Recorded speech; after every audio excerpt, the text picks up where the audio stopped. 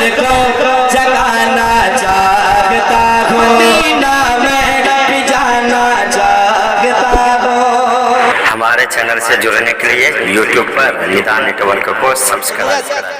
आप लोग जा रहे हैं, अच्छा पानी पीने जा रहे हैं, जाइए पी करके आ जाइए। माशाअल्लाह बड़े नेक बच्चे हैं। मैं ये नहीं कहता कि आप जलसे से जरूरत हो तो नहीं जाएं, लेकिन मैं ये जरूर कहता हूँ कि जब कोई खतीब खिताब करे तो बैठ करके थोड़ा सा कुछ तो दीन सीख करके जाएं। याद रखें साहब मैदान महशर कायम है, अब वो इंसान के पास पहाड़ों की बराबर नेकियां मगर लोग खड़े हैं। रब फरमाएगा आज इंसाफ होगा, रब फरमाएगा बता इसने तेरी कितनी दौलत ली थी, कहा मौला इतनी दौलत, कहा बता इसने सच कहा, कहा हाँ ए मालिको मौला ये सच बोल रहा है, मैंने इसकी इतने बीघे जमीन रख ली थी, इतनी जायदाद, कहा इसकी नेकियां इसके बदले में इसे दे दो। अब साहब उसकी नेकियां बंटनी शुरू हो जाएंगी, जितने लोग होंगे सब तक नेकियां तकसीम हो जाएंगी। अब यहाँ तक कि उसके पहाड़ों के बराबर की नेकियां खत्म हो जाएंगी। अब जो गुनहगार बनकर गए थे उनके पास नेकियां आ जाएंगी, और जो नेकियां लेकर के गया था वो खाली हाथ हो जाएगा। अब फिर भी कुछ लोग बच जाएंगे। अब रब फरमाएगा सुनो इनका गुनाह जितना इसने मालो दौलत दिए है इतने इनके गुनाह उसके जिस्म पर लाद दो। अब नतीजा ये निकला कि ये दुनिया में समझता था भाई की जमीन हड़प कर मैं बहुत फायदे में हूँ, मैं कई बीघे का मालिक हूँ, बहन का हिस्सा हड़प कर मैं बहुत बड़ा अमीर व कबीर हूँ, लेकिन मैदान महशर में साहब हाथ मलता रह जाएगा। इसकी नेकियां तकसीम हो जाएंगी, इसके सामने वाले जिसकी जमीन और जायदाद इसने ली थी इसकी नेकियां लेकर जन्नत में चले जाएंगे, और ये उनकी गुनाहों को लेकर जहन्नम में चला जाएगा। इसलिए सुल्तान रजा आपसे कहना चाहेगा आज हमें इस मजलिस से वादा करके जाना है, तौबा करके जाना है, हम किसी का हक नहीं खाएंगे। साहब याद रखिएगा अल्लाह रब्बुल इज्जत उस बंदे से राजी नहीं होता जो उसके किसी बंदे का दिल दुखा दे। हम गलती हम दिल भाई का दुखाएं और माफी जाकर मस्जिद में खुदा से मांगे, दिल माँ का दुखाएं और माफी जाकर मस्जिद में खुदा से मांगे, दिल बाप और उस्ताद का दुखाएं माफी जाकर खानकाह में पीर साहब से मांगे, ये नहीं चलेगा। आपने जिसका दिल दुखाया है माफी उससे मांगनी है, आपने जिसका हक खाया है साहब हक उसको वापस करनी है। ऐसा नहीं होगा कि 1 लाख भाई का खाया और ले जाकर मदरसे में 50,000 दे दिया, ऐसा नहीं चलेगा, बल्कि उस भाई को राजी करना होगा। इसलिए मेरी कौम के शहजादों याद रखना आज दुनिया की गरीबी आखिरत की गरीबी से बेहतर है। इसलिए नमाज़ें पढ़िए ताकि रब राजी हो जाए, रोजा रखिए ताकि रब राजी हो जाए, कुरान की तिलावत कीजिए ताकि रब राजी हो जाए, और भाइयों का हिस्सा मत खाइए ताकि भाइयों की दुआओं से हमारी दुनिया भी हसीन हो जाए और आखिरत भी हसीन हो जाए। बोलिए ऐसा समाज होना चाहिए कि नहीं होना चाहिए? कितने लोग हैं आज के बाद कमाएंगे तो भाई का भी ख्याल रखेंगे? रसा हाथ उठाकर बताइए कितने लोग हैं? का बीवी से मत डरिए, डरने की जरूरत नहीं है, वो हमारे घर की रानी महारानी है। उससे बोलिए तुम्हारे भाई को भी कोई जरूरत हो तो हम मदद के लिए तैयार हैं, तुम्हारी बहन की भी कोई जरूरत हो तो हम मदद के लिए तैयार हैं, मगर मेरे भाई की जरूरत में रुकावट मत बनना, मेरी बहन की जरूरत में रुकावट मत बनना, माँ बाप की जरूरत में रुकावट मत बनना। ये बड़ा साहब अजीबो गरीब मरहला है। बड़े पढ़े लिखे लोग हैं आज के इस दौर में और इस समाज में। आज पढ़ा लिखा नौजवान समझता है मैं जो कमाता हूँ ये सब मेरा, समझते हैं ना भाई, मैं जो कमाता हूँ ये सब मेरा है। हमारी वीआईपी बीवियां ये भी बेचारी समझती हैं कि मेरा शौहर जो कमाता है वो सब मेरा है, इसमें किसी के का दाल नहीं गलेगा। अब शौहर जितना कमा करके लाया बेगम ने सब में ताला लगा दिया। अब साहब जिसे 5 रुपया मांगना हो बेगम से मांगे। मैं कहूंगा ना ये आपकी भूल है, ये आपकी नादानी है। आपने नबी के इखलाक का मुताला नहीं किया, आपने नबी के किरदार को नहीं पढ़ा।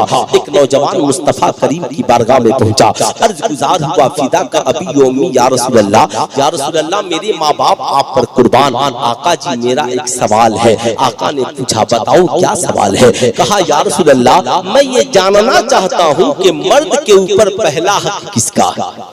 है ना? बता दो मर्द के ऊपर पहला हक किसका है? जितने लोग सुनना चाहते हैं जरा एक बार हाथों को उठाकर बोल दीजिए या रसूल अल्लाह। जरा जोर से बोलिए ताकि बगल वालों की आंख खुल जाए। जरा प्यार से बोले या रसूल अल्लाह, और जरा मोहब्बत से बोले या हबीब अल्लाह। आका करीम मुस्कुराए, कहा नौजवान बहुत प्यारा सवाल है, जानना चाहते हो मर्द के ऊपर पहला हक किसका? हाँ या रसूल अल्लाह। कहा मर्द के ऊपर पहला हक उसकी माँ का है। किसका है? हमारी। पूरा मजमा हाथ उठाकर बोले मर्द के ऊपर पहला हक किसका है? माँ का। माशा अल्लाह माशा अल्लाह। आका करीम से नौजवान ने दूसरी बार पूछा, आका फिर किसका? कहा माँ का। फिर ठहर गया, तीसरी बार पूछा, आका जी अब किसका? कहा माँ का। फिर ठहर गया, चौथी बार पूछा, या रसूल अल्लाह अब किसका? आका फरमाते हैं तुम्हारे बाप का। ठीक यही सवाल आला हजरत से पूछा गया, हुजूर बताया जाए मर्द कमाए तो क्या करे? आला हजरत ने जवाब दिया, मर्द 100 रुपए कमाए तो 75 माँ को दे दे और 25 बाप को दे दे। इसलिए कि हुजूर ने 3 बार माँ का जिक्र किया है और 1 बार बाप का जिक्र किया, एक बार बाप का जिक्र किया है। कहा गया हुजूर माँ और बाप जाहिर सी बात है। कहा या रसूल अल्लाह ये बताया जाए माँ का रुतबा बड़ा है या बाप का रुतबा बड़ा है? आला हजरत ने जवाब लिखा, मोहब्बत माँ से ज्यादा करो और अदब बाप का ज्यादा करो। इसलिए कि तुम्हारा बाप तुम्हारी माँ का भी हाकिम है, तुम्हारा बाप तुम्हारी माँ का भी हाकिम है। ऐ मेरी कौम के नौजवानों, लेकिन आज बड़ा अफसोस होता है जब हमारी बूढ़ी माँ हमारे सामने पैसे के लिए हाथ फैलाती है, जब हमारा बूढ़ा बाप चाय की होटल में 2 रुपए का मोहताज हो जाता है। सुल्तान रजा आज अपनी कौम के नौजवानों से कहना चाहेगा, आप हिंदू हो, मुसलमान हो, क्रिश्चियन हो, ईसाई हो, इस मुल्क में जीने वाले हो, मेरे नबी की एक सीरत लेकर के जाओ। याद रखना नबी ने फरमाया, याद रखना आज हम नौजवानों के पास डिग्रियां हैं, आज हमारे पास कारोबार है, सारी चीजें हम डॉक्टर, इंजीनियर, प्रोफेसर, आलिम, मौलाना सब है, मगर हमारी जिंदगी में कामयाबी नहीं है। जानते हैं उसकी वजह क्या है? उसकी सबसे बड़ी वजह है हमारी जिंदगी में हमारे माँ बाप की अहमियत और कदर नहीं, हमारी जिंदगी में उनकी दुआएं शामिल हाल नहीं है। आज यही वजह है साहब, बूढ़ी माँ रमजान के महीने में अगर बोल दे बेटा ईद आने वाली है कुछ पैसे भेज दे, तेरे अब्बा के लिए भी कपड़े लेने हैं, मुझे भी, तेरा एक भाई भी है, तेरी एक बहन भी गरीब है, तो आज की औलादें कहती है अम्मा फोन रख दे, अपने बीवी बच्चों से बचेगा तब ना भेजेंगे। सुल्तान रजा पूछना चाहता है, बता तू किसके लिए कमाता है? क्या करेगा वो कमाई जो तू कमाए और तेरे बाप को तेरी कमाई से खुशियां हासिल न हो, तेरे पैसे से तेरी माँ को फायदा न हो? तू कहता है बचेगा तब भेजेंगे। जरा याद कर कुरान ने क्या कहा, रब्बिरहमहुमा कमा रब्बयानी सगीरा। जब माँ बाप के सामने जाना तो जवानी को याद मत करना, अपने बचपन को याद करना। क्या तेरी माँ ने जब रोटियां बनाई थी तो कभी कहा था बेटे पहले मैं खाऊंगी, बचेगा तो तू खा लेना? क्या तेरे बाप को जब तनख्वाह मिली थी, तेरे बाप ने तिजारत करके पैसे कमाए थे, तो तेरे बाप ने कभी तुझसे कहा था बेटे पहले मैं अपनी जरूरत पूरी करूंगा, बाद में तू अपनी जरूरत पूरी करना? नहीं, माँ ने रोटियां बनाकर सारे भाइयों से कहा था बेटो आ जाओ, जिसे जितनी जरूरत हो रोटियां खा लो। साहब तेरे बाप ने पैसा लाने के बाद कहा था बेटा मैं अपनी जरूरत बाद में पूरी करूंगा। बाप पेबंद लगा, कुर्ता पहनकर ड्यूटी पे चला जाता था, लेकिन आने के बाद कहता था बेटा ये पैसा ले, कॉलेज का फी भर लेना, तेरा जूता फट गया है खरीद लेना, तेरे कपड़े फट गए हैं कपड़ों को बदल दे। तेरे बाप को अच्छा नहीं लगता कि मेरा बेटा फटा हुआ लिबास पहनकर कॉलेज जाए, मेरा बेटा फटा हुआ जूता पहन करके कॉलेज जाए, मेरा बेटा फटा हुआ बैग लेकर के कॉलेज जाए। तेरे बाप ने अपनी सारी जिंदगी की कमाई तुझे इंजीनियर बनाने के लिए, तुझे डॉक्टर बनाने के लिए, तुझे प्रोफेसर बनाने के लिए, तुझे समाज का एक पढ़ा लिखा नौजवान बनाने के लिए तेरे माँ बाप ने सारी जिंदगी की कमाई लगा दी। तेरी माँ ने कभी पैसे घट गए तो कान की बाली बेच दी, कभी पैसे घट गए तो गले का चैन बेच दिया, कभी पैसे घट गए तो पाँव के पायल बेच बेच दिए, मगर हमने अपने माँ बाप पे कितना जुल्म किया यार। इतने जुल्म किए हमने कि माँ बाप बुढ़ापे के आलम में हम मजे में बिरयानी खाकर बीवी के साथ और बच्चों के साथ सोए रहे, और हमारे बाप रात की तन्हाई में दवा की जो घूंट की मोहताजी में रोते रहे। हमारे माँ बाप ये देखकर खुश रहे, चलो मेरा बेटा आराम से है। मैं कहूंगा नौजवानों, नहीं, अपनी जिंदगी के मिजाज को बदलो, अपनी जिंदगी के मियार को बदलो, और आज के इस जलसे से पैगाम लेकर जाओ।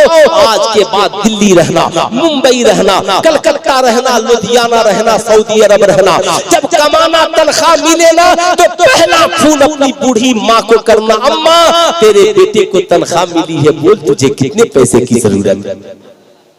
माँ का कलेजा फक्र से चौड़ा हो जाएगा, मोहब्बत के आंसू आ जाएंगे, दौड़ कर जाएगी और तेरे बाप से कहेगी, सुना है बेटे का फोन आया था, पूछ रहा था कितने पैसे की जरूरत है। बाप कहता है सुनो, उससे कहना ना पहले अपनी बीवी की जरूरत पूरी कर लेगा, अपने बच्चों की पढ़ाई का इंतजाम कर लेगा।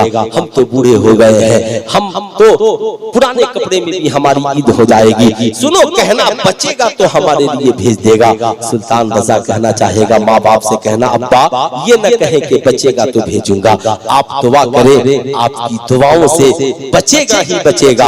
अब्बा आपकी दुआएं मिल गई, आप खुश हो जाएंगे, मेरी कारोबार में बरकतें हो जाएंगी। माँ तू खुश हो जाएगी, मेरी नौकरी में प्रमोशन हो जाएगा। मैं अपनी कौम के नौजवानों से कहूंगा, याद रखना, जब माँ जाती है ना, सारी दुनिया तेरी कमाई खाकर सो जाती है। तेरे दोस्त तेरे पैसों से अय्याशियां करते हैं, तेरे साथी तेरे पैसे को खाकर सो जाते हैं, मगर रात की तन्हाई में तेरे लिए कोई आंचल फैलाता है तो तुम्हारी माँ फैलाती है। तेरी कामयाबी के लिए कोई हाथ उठाता है तो तुम्हारा बाप उठाता है।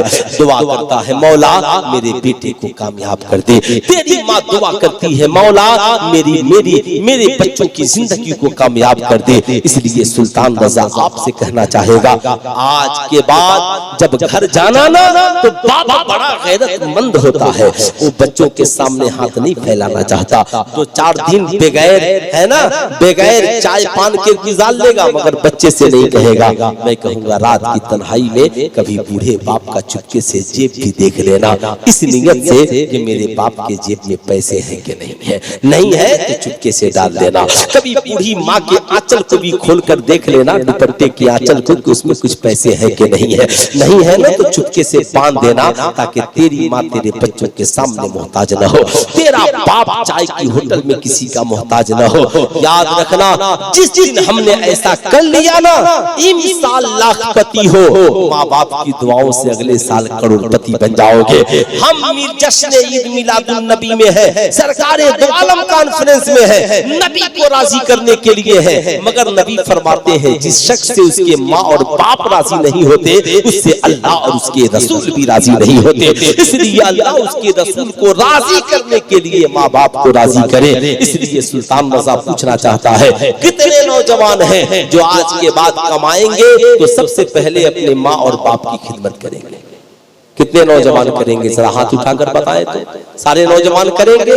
माँ बाप की खिदमत जरूर करना, दूसरों तक भी मेरे इस पैगाम को पहुंचाना, इस मैसेज को पहुंचाना, अपनी जिंदगी में इनकलाब लाने के लिए ये काफी है। मगर आज हमारा समाज और माशरा जिधर जा रहा है, अब एक बात मैं आपको बताना चाहूँ, अभी कुछ दिनों पहले आपने देखा होगा भारत में तरह तरह की मूवीज और फिल्में बनाई जाती है। मैं अपने बरादराने वतन से भी कहूंगा, आप भी इस मामले में हमारे साथ खड़े हो, ताकि कोई किसी पे कमेंट न कर सके। आज बड़ा पुरफतन दौर है, कुरान अज़ीम की एक आयत करीमा का गलत तर्जमा तोड़ मरोड़ कर पेश करने की कोशिश की जा रही है। आज मास मीडिया के जरिया इस्लाम की तस्वीर को गलत बना करके पेश किया जा रहा है। कहा जाता है, किसी ने कहा कि इस्लाम तो कहता है ये औरतें तुम्हारी खेतियां हैं, जैसे चाहो आओ। मैंने कहा, पगले तुमने सही से समझा नहीं है। इस्लाम ने सिर्फ औरत का जिक्र नहीं किया, औरतों का जिक्र किया है। ये औरतें तुम्हारी खेतियां हैं। इस औरत में सिर्फ बीवी नहीं है, माँ भी है, इस औरत में बहन भी है, इस औरत में बेटी भी है, इस औरत में बीवी भी है।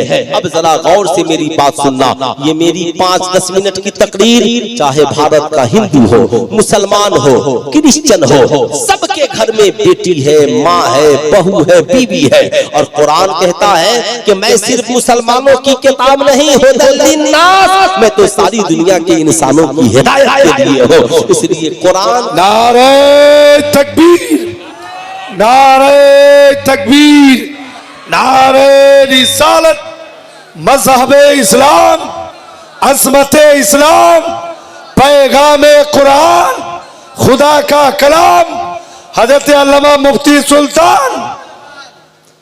अब मैं आपको बताना चाहूंगा, खूब गौर से सुनिएगा। इस्लाम ने कहा ये औरतें तुम्हारी खेतियां हैं, इनका ख्याल ऐसे करना जैसे तुम अपनी खेतियों का ख्याल करते हो। याद रखिएगा, खेतियों का दर्द किसी किसान से पूछिए। खेतियां कैसे की जाती है, पानी कब देना है, खाद कब डालना है, बीज कब डालना है, कब साहब उसकी जवानी पे पानी देना है, कब फसल को काटना है, कैसे पत्थर और बारिश से बचाना है, ये एक किसान से पूछिए। किसान कहेगा तुम क्यों हर रोज खेत देखने जाते हो? कहा नहीं जाऊंगा तो कोई आएगा और फसल काट के लेकर चला जाएगा। टाइम से पानी नहीं दोगे ये खेतियां बंजर हो जाएंगी। इस्लाम ने औरतों की मिसाल खेतियों से दिया ताकि तुम अपनी औरतों का ख्याल रखो। अब एक मर्द है, खूब कमाता है और खूब अय्याशियां करता है, कभी दोस्त के साथ पार्टी, कभी ठेकेदार के साथ पार्टी, कभी दोस्त है ना। तो नौजवान क्या करता है आजकल? नौजवानों का हाल यही है, आज कमाया और कल पार्टी, रोजाना पार्टी। नौजवान सिर्फ पार्टियां करने में लगे। मैं कहता हूं मेरी कौम का नौजवान बदल दे, इस नजरिए को बदल दे। तुझे पार्टी करनी है ना। अभी आपने हलचल शिवानी साहब ने मुझसे कहा आई लव यू, तो बहुत सारे नौजवान हंसने लगे। अच्छा एक बात बताइए आप मुझसे, इंग्लिश में अगर किसी से मोहब्बत का इजहार करना हो तो सिर्फ एक महबूबा ही तो नहीं है जिससे हम मोहब्बत का इजहार करें। अगर माँ से मोहब्बत का इजहार करना हो तो हम क्या कहेंगे? आई लव यू ही तो कहेंगे। अगर पीर साहब से मोहब्बत का इजहार करना है तो क्या कहेंगे? आई लव यू ही तो कहेंगे। शमशकर कतवी साहब को मोहब्बत का इजहार करना हो तो इनको क्या कहेंगे? क्या कोई अलग सेंटेंस हमको पूरे इंग्लिश में लाकर दिखाइए तो?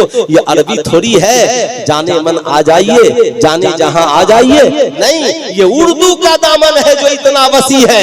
यह अंग्रेजों की अंग्रेजी है जहां एक सेंटेंस के अलावा कोई दूसरा सेंटेंस मोहब्बत के लिए मिलता ही नहीं है, मिलता ही नहीं है। इसलिए आई लव यू को लोगों ने गलत बना दिया। मैं कहता हूं आई लव यू का इस्तेमाल करो, मगर माँ के लिए करो, बहन के लिए करो, भाई के लिए करो, इमाम के लिए करो, दोस्तों के लिए करो। क्यों सिर्फ ऐसा करते हो? इसलिए मैं आपसे कहूंगा, जब आ रहा है ना शबे नूर की रात, तो अपने अपने हर मोबाइल के वाल पर लगाओ आई लव यू मोहम्मद रसूलुल्लाह सल्लल्लाहु अलैहि वसल्लम। ये तो हक है नबी का, ये तो हक है नबी का। लेकिन हम तो साहब बहन से बोलने में शर्माते हैं, माँ से बोलने में शर्माते हैं। तो अगर माँ, कभी तो मैं माँ से भी कहता हूँ बेटे से कहो कि तुमको मैंने इतने जो पैसे देकर इंग्लिश पढ़ाए, इंग्लिश में मुझसे मोहब्बत का इजहार करो,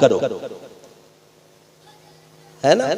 तो साहब याद रखें इन बातों को। मैं अर्ज कर रहा था, अब खूब गौर से सुनिएगा साहब। ये औरतें, इस्लाम ने कहा खेतियां, मर्द कमा रहा है, दिन भर पार्टी। मैं कहूंगा मत कर पार्टियां, उन पैसे को लेकर के आ, तू दोस्त को खिलाना है ना, माँ को लाकर उसी पैसे का को दे दे। माँ मटन मंगा दे, मेरे 2-4 दोस्त भी आएंगे, ताकि माँ बाप भाई बहन भी खाए, तू भी खाए, ताकि माँ बाप की दुआओं से तेरे दोस्तों की जिंदगी भी अच्छी हो जाए।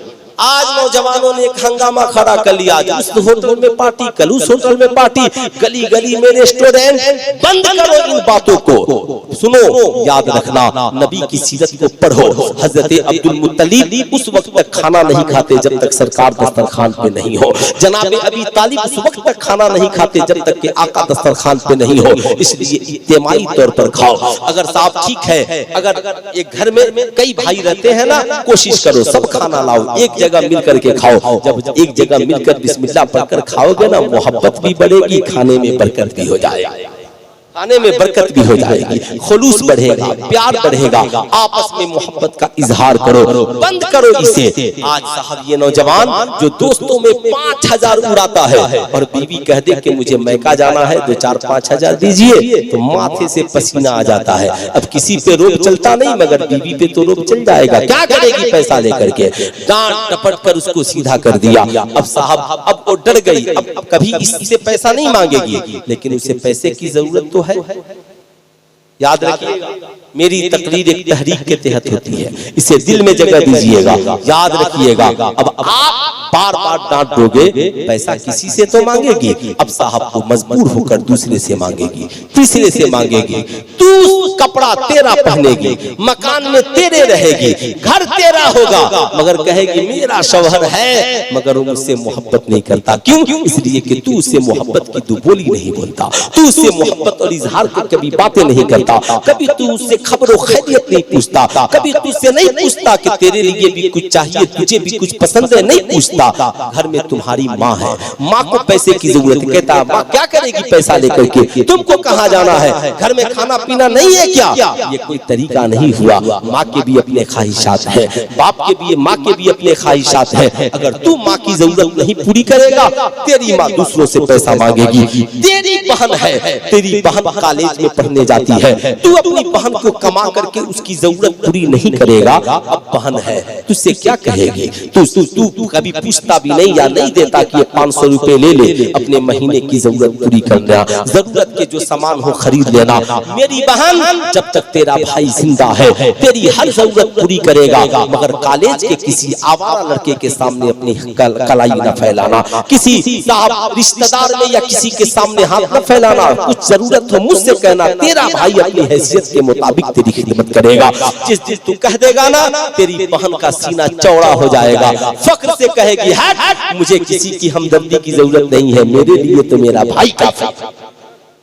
बेटी आपकी है, आप भूल जाते हैं आपकी बेटी जवान हो गई, मैट्रिक में है, इंटर में है, बीए में पढ़ रही है। अब साहब उसे पैसे की जरूरत है, मोबाइल की जरूरत है, लैपटॉप की जरूरत है, जिस चीज की भी जरूरत है उसे, है ना, सोने चांदी जेवरात की जरूरत है, तो उसे कहो बेटी हम तेरी हर ख्वाहिश पूरी करेंगे अपनी हैसियत के मुताबिक, मगर मेरी बेटी कॉलेज के किसी आवारा लड़के से कभी पैसा न मांगना, रिश्तेदार में किसी से पैसा न मांगना। ए बेटी मैं तुझे शहजादी की तरफ पाल कर रखा हूँ। औरत की जिंदगी का सबसे बड़ा मकसद है अल हया व शोबतुम मिनल ईमान, हया ईमान का हिस्सा है। नतीजा क्या निकलता है? जब हम अपनी बेटियों को डांट देंगे, जब हम खुद कमा कर अपनी बेटियों को नहीं देंगे, अपनी माओ को नहीं देंगे, अपनी बहनों को नहीं देंगे, अपनी बीवियों को हम कमा करके नहीं देंगे, तो हमारी माँ बहन बहू बेटियां दूसरों से मांगेंगी, वो दूसरा उनकी इज्जत का नाजायज फायदा उठाएगा। यही वजह है इस्लाम ने कहा ये औरतें तुम्हारी खेतियां हैं, इनका ख्याल खेतियों की तरह करना,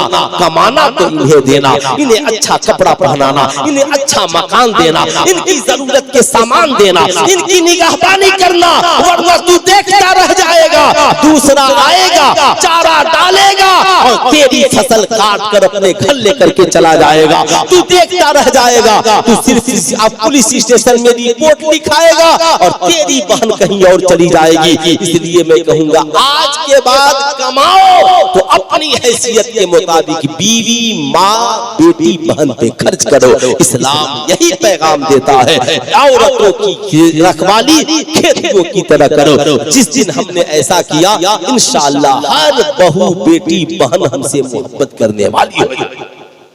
बोलिए ऐसा होना चाहिए कि नहीं होना चाहिए? कितने नौजवान सपोर्ट में है कि ऐसा होना चाहिए? है ना, होना चाहिए ना, ऐसा कीजिए। देखिए जलसों का मकसद सिर्फ ये नहीं है जो आपने समझा है खूब नारे लगे जलसे कामयाब हो गए, है ना, खूब हमने नारे लगा लिए, नहीं, जलसों का असल मकसद है यहाँ से इनकलाब हो, हम यहाँ से कुछ सीख करके जाएं, हमारी जिंदगी में इनकलाब हो। अब मैं थोड़ी सी बात अपनी कौम की माँ, बहन, बहू, बेटियों से करना चाहूंगा, आप भी गौर से सुनो, मेरी आवाज कुछ तक पहुंच रही होगी, इसलिए गौर से सुन है मेरी कौम की माँ, बहन, बेटी, बता क्या तेरा बाप गरीब होगा तो तुम इज्जत का सौदा कर लोगी? क्या तेरा भाई तुझे पैसा नहीं देगा तो गैरों के सामने अपनी इज्जत को बेच डालोगी? क्या तेरा शौहर अगर तुझे नहीं नहीं देगा पैसे तो क्या तुम इज्जत का सौदा कर बैठेगी? नहीं। ऐ मेरी कौम की शहजादियां, अल्लाह ने तुझे अनमोल बनाया है। अल हया शुबतुम मिनल ईमान, हया ईमान का हिस्सा है। इसे तार तार न होने देना, बल्कि इसे अपनी जिंदगी में जगह देना। ऐ मेरी कौम की शहजादियों, याद रखना, कौम बनी इसराइल की एक औरत है और साहब उसका शौहर रोजाना कमाता लाता, अचानक वो बीमार पड़ जाता है। जब बीमार पड़ा है, बच्चों को एक हफ्ते तक कोई गुजर बसर न हो सका। हफ्ते दिन से पूरा घर भूखा था साहब, छोटे छोटे बच्चे भूख से बिलक रहे थे। औरत मजबूर होकर पड़ोस के एक ताजिर के पास जाती है, ताजिर मुझे कुछ सिखाने का सामान दे दे, मेरा शौहर बीमार है, मेरे बच्चे भूखे हैं, आज हफ्ते रोज हो गए, घर में कुछ खाना नसीब नहीं हुआ। इतना सुनना था, ताजिर की उसकी जवानी पे नजर पड़ी, ताजिर की नीयत खराब हो गई। उसने कहा मैं तुझे माल दूंगा मगर तुझे मुझसे सौदा करना होगा, इज्जत और आबरू का।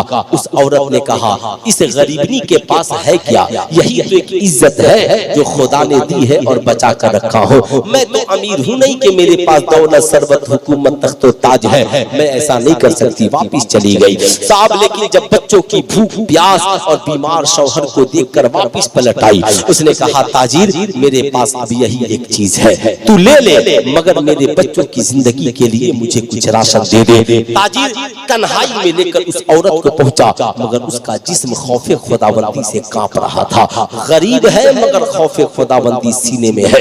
यही खौफ पैदा करने की जरूरत है। जो खुदा मस्जिद में देख रहा है वो खुदा मस्जिद के बाहर भी देख रहा है। जो खुदा आसमान से देख रहा है वो खुदा तेरे तुझे घर के अंदर भी देख रहा है। इसलिए याद रखना, यही खौफ हर इंसान के सीने में आ जाए। वो औरत है मचल गई साहब, कांप रहा है जिस्म। ताजिर ने पूछा मैं तो तुझसे जबरदस्ती नहीं किया, मगर तू कांप क्यों रही है? उसने कहा ए ताजिर बता, क्या बता, क्या तू जिस अंधेरी कोठरी में मुझे लेकर खड़ा है यहाँ कोई नहीं देख रहा है? ताजिर ने कहा कोई नहीं। कहा क्या तेरा ईमान नहीं कि खुदा देख रहा है? कहा हाँ ये तो मेरा ईमान है कि खुदा देख रहा है। कहा ए ताजिर बस उसी खुदा के खौफ से कांप रही हो, लरज रही हो, डर रही हो। मेरे सीने में खौफ है, यही एक इज्जत मेरे पास थी जो आज मेरी दौलत लूट रही है। ताजिर की आंखों में आंसू आ गए, उसने हाथ खींच लिया, वापिस किया, रोशनी की। कहा ए बहन जा, आज के बाद जब तक तू जिंदा रहेगी तेरा शौहर नहीं कमाएगा, मेरा दरवाजा तेरे लिए खुला है, जितनी दौलत चाहे लेकर जा। आज तूने मुझे जीने का तरीका सिखा दिया कि जब तू गुर्बती में खुदा से इतना प्यार कर रही है तो मुझे अमीरी में खुदा से कितना प्यार करना चाहिए, कितना प्यार करना चाहिए। एक औरत चाह दे करोड़ों बदमिजाजों को अच्छा बना सकती है, माशरे को बदल सकती है, कौम का मिजाज बदल सकती है। साहब वापिस गई, राशन लेकर बच्चों को खिलाया, शौहर की खिदमत की, रात की तन्हाई में मुसल्ला बिछाकर सजदे में चली गई। मौला ताजिर को के हवाले मैंने अपने आप को कर दिया था, मगर तेरा करम है ताजिर ने मुझे छोड़ दिया। ए मौला ताजिर ने बहुत गुनाह किए होंगे, मगर इस बंदी की दुआ है मौला उसे माफ कर दे। इधर वो मजलूमा औरत दुआ करती है, उधर अल्लाह ताला मूसा कलीमुल्लाह को हुक्म देता है, मूसा जाकर मेरे बंदे से कह देना कि तुमने जिस गरीब औरत की इज्जत को छोड़ दिया मेरे खौफ से, मैंने तेरी सारी खताओं को माफ कर दिया। ऐ मेरी कौम की शहजादियां, आज के बाद याद रखना, अब तेरा भाई गरीब है ना, उससे कहना मेरी जरूरत पूरी करो, लेकिन कभी इज्जत तो आबरू का सौदा न करना।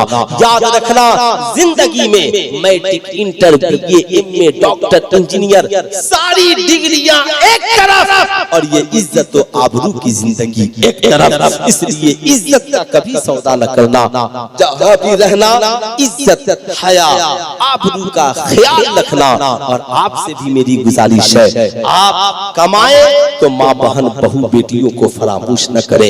ये नहीं कि हमने उन्हें डांट दिया, नहीं उनकी खिदमत करें। उनसे मैं गुजारिश करूंगा कि तुम अपने शौहरों के लिए दुआ करो, अपने भाई की कमाई के लिए दुआ करो, अपनी औलादों की जिंदगी में बरकत के लिए दुआ करो। याद रखना साहब, नबी करीम सल्लल्लाहु अलैहि वसल्लम सहाबा की झुरमुट में बैठे हैं, मस्जिद नबवी शरीफ में है। इतने में एक मुकद्दस खातून चली आ रही है, आका करीम की नजर पड़ी, खड़े हो गए, सहाबा भी खड़े हो गए। साहब आका करीम ने चादर मुबारक को उतार कर बिछा दिया, कहा आप यहाँ बैठे। सहाबा गुजार हुए, या रसूल अल्लाह, सारी दुनिया आपकी ताज़ीम करती है, मगर ये कौन मुकद्दस खातून है जिनकी ताज़ीम मुस्तफा फरमा रहे हैं? अल्लाह के नबी ने कहा मेरे सहाबा नहीं जानते, ये मेरी दूध पिलाने वाली माँ दाई हलीमा है, जिनकी ताज़ीम के लिए तेरा पैगंबर खड़ा है। बस ये मेरा आखिरी पैगाम है सबके लिए, आज के बाद आप कहीं भी रहे, आप दोस्तों की महफिल में बैठे हैं, बूढ़ी माँ आ गई फौरन खड़े हो जाए, बाप आ गए खड़े हो जाए, पूछे अब्बा कोई जरूरत कोई बात?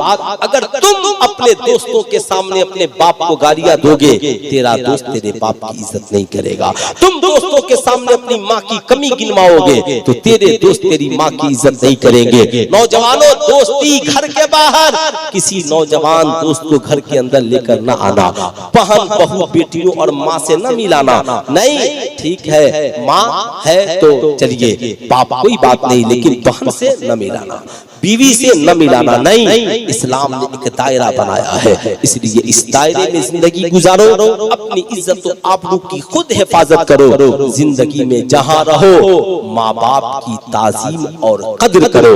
घर में बैठे हो, तेरी बीवी और बच्चे तेरे बगल में है, तेरी बूढ़ी माँ आ जाए खड़े हो जाओ, बीवी पूछे कि क्यों खड़े हो गए, कह देना सरकारे दो आलम कॉन्फ्रेंस में एक मौलवी साहब आए थे, बता करके गए कि सरकार तो मस्जिद नबवी में अपनी माँ की दूध पिलाने वाली माँ के लिए खड़े हो गए, मैं तो उस माँ के लिए खड़ा हूँ जिसने दूध भी पिलाया है और पेट में 9 माह खूने जिगर भी पिलाया है, जिसने उंगलियां पकड़ के चलना सिखाया है। इसलिए माँ और बाप की ताजीम हर हाल में जरूरी है। आखिरी पैगाम, हमें तो सब जुलूसे मोहम्मदी निकालेंगे ना? अरे बोलिए, जुलूसे मोहम्मदी निकालते हैं ना आप लोग? कितने लोग जाते हैं जुलूसे मोहम्मदी सल्लल्लाहु अलैहि वसल्लम में? सारे लोग जाते हैं, लेकिन मेरा एक पैगाम है, सिर्फ आप लोग झंडियां लेकर जाते हैं ना? अरे बोलिए, झंडियां लेकर के जाते हैं? मैं आपसे कहूंगा इस बार जुलूस में आपको झंडियां कम लेकर के जाना, झंडियां 2-4 आगे 2-4 पीछे, बाकी आपको कार्डबोर्ड पे इंग्लिश में हिंदी में जैसे भी हो, मुस्तफा जाने रहमत सल्लल्लाहु अलैहि वसल्लम की 63 साला जिंदगी में जो जो पैगाम नबी ने दिया है, तो आप हर पैगाम नहीं पहुंचाएं, नबी का एक पैगाम बोर्ड पर लिखकर आप जुलूस में भी लेकर निकले। और आपके पास जो सोशल मीडिया का प्लेटफॉर्म है, आपके पास फेसबुक है, व्हाट्सएप है, इंस्टाग्राम है, जो भी है, आप सोशल मीडिया के माध्यम से मुस्तफा जाने रहमत की एक पैगाम को दुनिया में पहुंचाएंगे। जैसे एक नौजवान ने तख्ती ली और लिखा, नबी का फरमान शराब पीना हराम है ना? तख्ती लिखा, इस्लाम में जना हराम है, लिखा इस्लाम में सूद हराम है, नबी ने फरमाया सूद खाना हराम है, लिखा बेटी खुदा की रहमत है, आपने लिखा नबी का फरमान माँ के कदमों के नीचे जन्नत है, बाप जन्नत का दरवाजा है, अल हया शुबतुम मिनल ईमान, हया ईमान का हिस्सा है। जब आप इसे लेकर तख्तियां चलेंगे ना, मीडिया वाले कवर भी करेंगे और आप पूछेंगे इस तख्ती का क्या मकसद है? कहा हम जिस नबी की याद में जो नबी ने हमें करना सिखाया है, कसम खुदा की मैं आपसे कहता हूँ ना कि याद रखना, दिन भर हम घूमते रह जाएं झंडियां लेकर नारा लगाते, कोई पैगाम नहीं पहुंचेगा। मगर अगर हमने मुख्तसर ऐसा अमल कर लिया तो इंशाअल्लाह हमारा ये पैगाम जितने लोग देखेंगे कम से कम उन तक तो पहुंच जाएगा, है ना? नबी का फरमान, बीमार की इयादत करो, नबी ने फरमाया है, दुश्मनों को माफ करो, नबी ने फरमाया है, खाने से पहले पड़ोसियों का ख्याल करो, नबी ने फरमाया है ना? तो साहब ये सारी बातें आपको खुद याद नहीं तो हमारी ये उलमा है, इनकी मुकद्दस टोली है, आप इनसे लिखवा लें। कोई जरूरी नहीं कि सब उर्दू पढ़ने वाले हैं, हिंदी में लिखे, इंग्लिश में लिखे, उर्दू में लिखे, जो जबान आपको आती हो लिखे, जहां तक पहुंचा सकते हैं, ताकि जमाना देख कर कहे दुनिया ने देखने का नजरिया बदल लिया, अल्लाह के रसूल का किरदार है। अल्लाह के रसूल का किरदार देखकर। ये मुख्तसर पैगाम मोहब्बत मैंने आप हजरात की दहलीज तक रात की इस तन्हाई में पहुंचाने का काम किया। अल्लाह रब्बुल इज्जत से कबूल फरमाए। मैंने आप लोगों का बड़ा कीमती वक्त लिया, बहुत ज्यादा वक्त लिया, इसके लिए मैं माजरत खा हूँ। फिर कभी अल्लामा इलियास कादरी साहब की दुआएं रही, फकीर हासिर आएगा, मेरे मुक़द्दस है ना इस शोराए एज़ाम यहाँ पे तशरीफ रखते हैं, फिर ये आपकी दहलीज तक आएंगे, सुनाएंगे, फिर आज़ान के वक्त तक ये प्रोग्राम इख्तिताम को पहुंचेगा। जिंदगी बाकी, मुलाकात बाकी, पूरा मजमा मिलकर पढ़ लीजिए अस्तगफिरुल्लाह रब्बी मिन कुल्ली ज़ंबि व अतूबु इलैहि। पढ़ लीजिए ला इलाहा इल्लल्लाह, आवाज़ बुलंद पढ़िए ला इलाहा इल्लल्लाह मुहम्मदुर रसूलुल्लाह सल्लल्लाहु अलैहि वसल्लम। अस्सलाम वालेकुम।